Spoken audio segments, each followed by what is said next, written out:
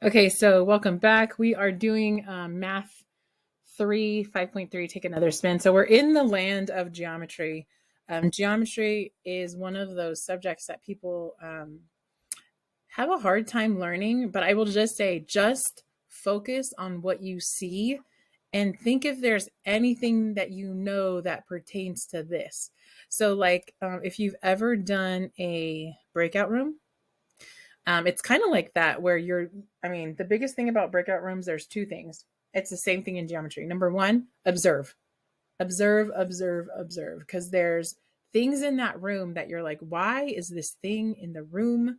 And then you realize you come to realize that those things that you observed actually help you get out of the room, right? Okay. The other thing that you are supposed to do in geometry is now that you've observed something, you say, okay, well, how is that going to help me get to my solution? Or how is that going to help me move to the next step? So here, observing things, and some people don't understand observing. Observing starts with saying the obvious thing.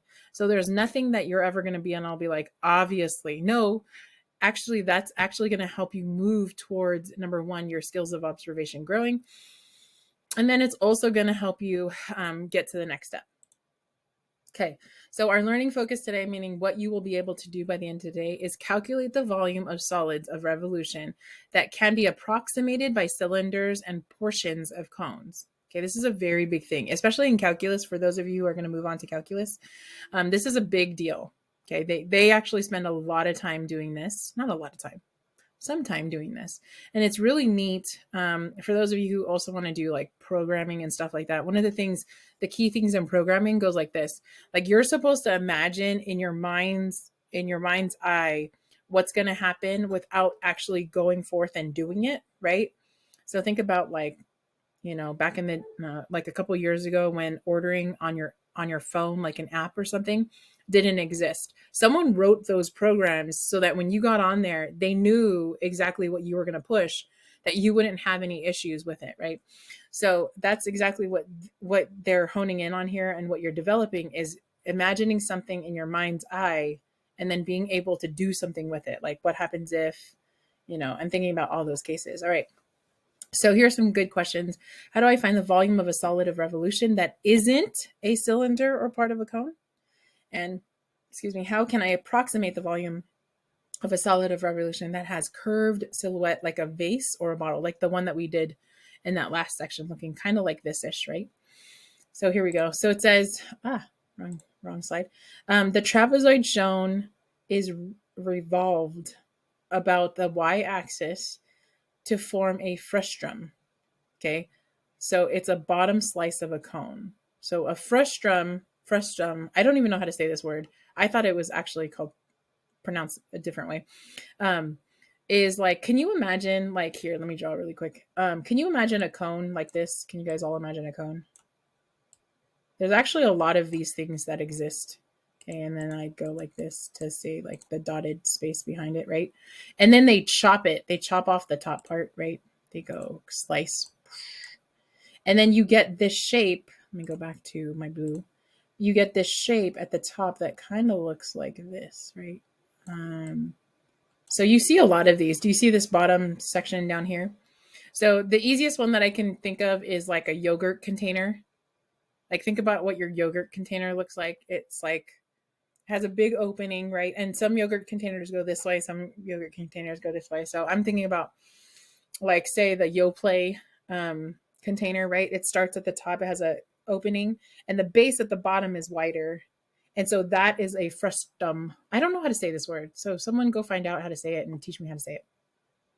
So it says, draw a sketch of the 3D object. I just did it. Rotating the trapezoid about the y-axis. You're actually going to do that on this slide here. So I'm going to kind of give your mind's eye some more help here. Find the volume of the object formed and explain how you see how you used the diagram to help you find the volume. Does that make sense? So you're going to jump onto this slide right here. Everybody jump to slide 4. You're first going to draw, it says first draw the 3D object formed by the rotating. So here you are going to draw the 3D object. I should be able to look at yours and tell that it's a 3D object. So remember drawing out your little circles kind of thing. And then they want you to find the volume of the object and explain how you used this diagram that you drew to find the volume of that. Does that make sense? So this seems like, oh, Miss Johnson, you've never shown us how to do this. It's okay. So what I want you to start with is just drawing, and then we'll talk about the volume in just a second. Okay. So I'm going to pause so you guys can do it. So everybody does this. This is like, again, one of those things that you are going to learn by doing and not by watching. So you guys drew such good ones. I just picked a random student to show. They did a good job of, number one, reflecting this image onto the other side. So if I sliced it in half and I showed you, this would be the cross section, this black and blue, like, it looks like a trapezoid. I'm going to go with trapezoid here. Well, this black and blue trapezoid, right? And then they continue by drawing in the base. It looks like a circular base, but from this angle, right, we draw it a little bit like an oval, and same with the top as well. Okay. When we are finding the volume of this shape here, we are going to use the fact that it's really a cone. You guys all see the cone here? So imagine this cone like this. Everybody see my cone? And I'm going to find the volume of this cone, right? And then I'm going to subtract off the cone that I chop off. That is how I find the volume of the cone. Okay. I mean, of the frustum, that word that Miss Johnson cannot say.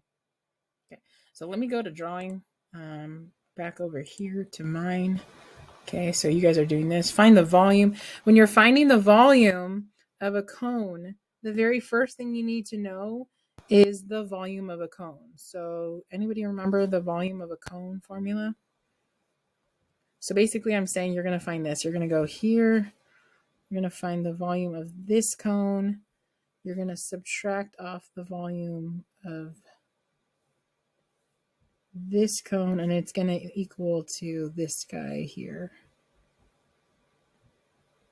Is that pretty good? That's pretty good. Right? So I'm going to go big cone minus top cone equals frustum. I think I'm getting better at saying it, guys. Okay.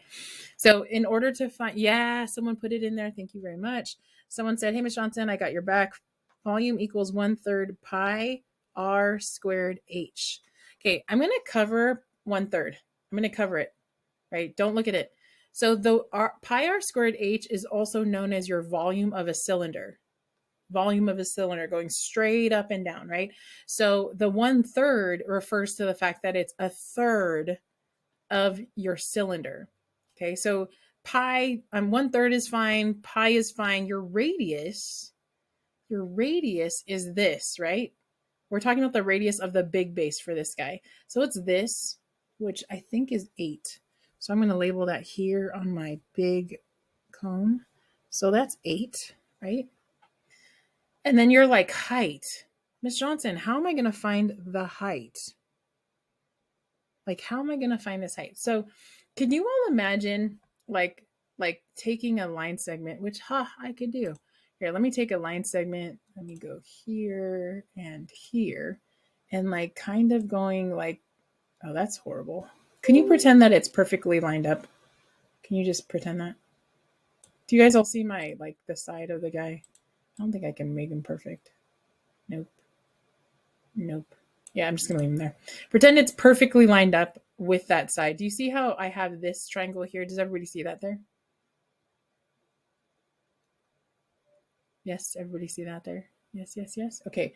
So the thing that I need to figure out is this height. So I want you to kind of, so now that I know this, I'm looking for, let me grab another line here. Let's make it blue. This color? Sure. Let me grab my height of my cone. You guys all see this? Hey. It's, again, not perfect because it's not perfectly lined up, but if I was to draw it, everyone's all confused. So can everybody imagine this is the cone that I would rotate and I would get this big cone? So I'm looking for this height. Does anybody see how I would be able to get the height?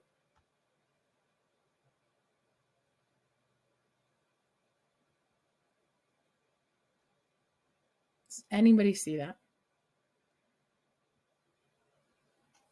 count the squares. That's a good strategy. So I get 5. And then I'm like, I ran out of squares to count. Right? So it does have to do with this angle here. Do you guys all see this angle in here? Does everybody see it? You can actually proportion this out and see. If I had time, I would show you. But can everybody just project this line here? I like how someone said we can count them out. If we had a full scale, if this extended out, here's 5. Here's another, I don't know, 10. And here's 15. So the answer is 16. And I can show you that later. I will say that this is 8 here. Okay, so this is my 8. This is now 16, which we just figured out. I will show you this later, I promise. It's just right now, I kind of want to get to this next part. And then, so now that since this whole height is 16, so this guy now I know is 16, right? He's 16. What's the height of this guy here? Can you do some labeling for the smaller cone right here? So here's your smaller cone. It's at the top here.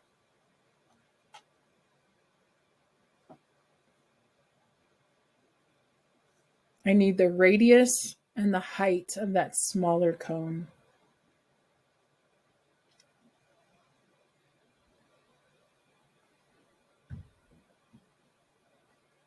Oh, I just figured out a fast way to explain why this is 16. Okay, what's the radius of the small cone? So remember, this small cone is the one sitting on top of here. So what's the radius here?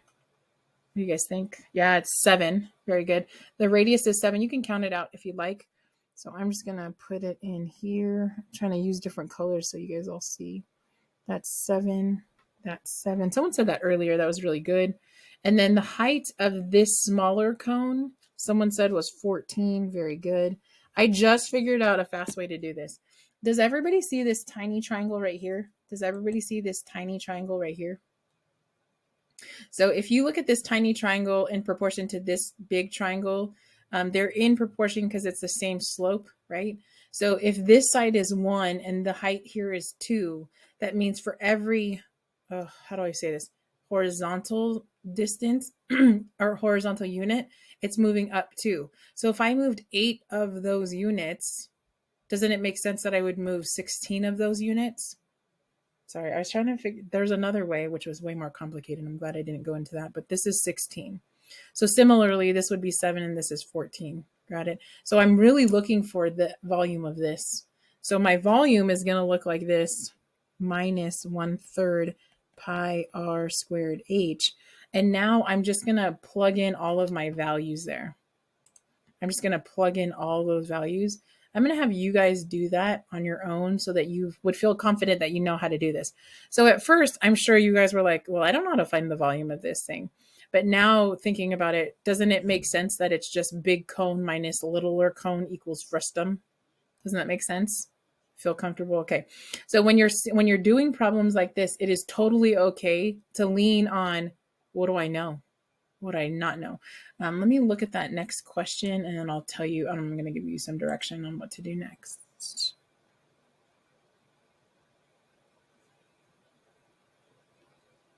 Yes, absolutely. Oh, yeah. Let me say that again.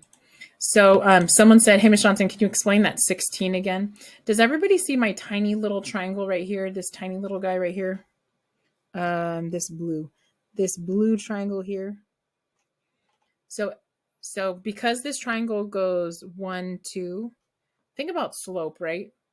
The slope is basically -2/1. So that means this is -2 parts to every 1 part here. So if the 1 part is 18, then the 2 parts is 16. Does that make sense? Because these two triangles are similar, meaning proportioned. They're following that same slope line, right? Yeah. So 16 parts here, 8 parts here. Did I say it wrong? 16 to 8, right? If this is the 2 parts, if this is 2 parts, 18, or 16, dang it. If this is 2 parts here and the 1 part is 8, that means 2 parts make it 16. Thank you. Thank you. All right, very good. So the next little part that I'm going to have you do is just look. So you So you've used formulas for cylinders and cones in your work for solids of revolution. Sometimes a solid revolution cannot decompose into exact cylinders and cones. So we can approximate the volume of solids of revolution whose cross-section include curved edges by replacing them with line segments, kind of like this, right? So instead of this nice curve here, I'm going to connect the dots from here to here, kind of like this guy, right? Like I'm going to go there, and then I'm going to go there.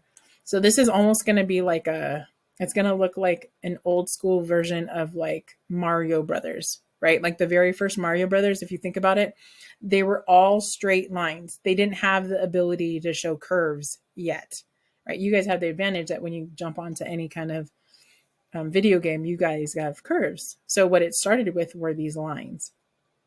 Okay, really quick.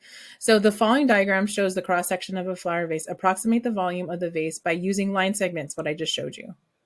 Describe and carry out any strategy that would improve your approximation of the volume of the base. Yeah, I skipped. Don't worry about it. I think I enabled this wrong. You're wrong. I'm wrong. So first you're just going to draw a bunch of segments, and then you're going to try to find the volume of this, which is going to be making just a bunch of little cuts everywhere and finding those. Does that make sense? But you're not going to do it exactly. You're going to do it approximately. So be comfortable in that. Okay. So try this one on your own. This is the one problem I want you to try tonight. And then we'll continue the next time we're together.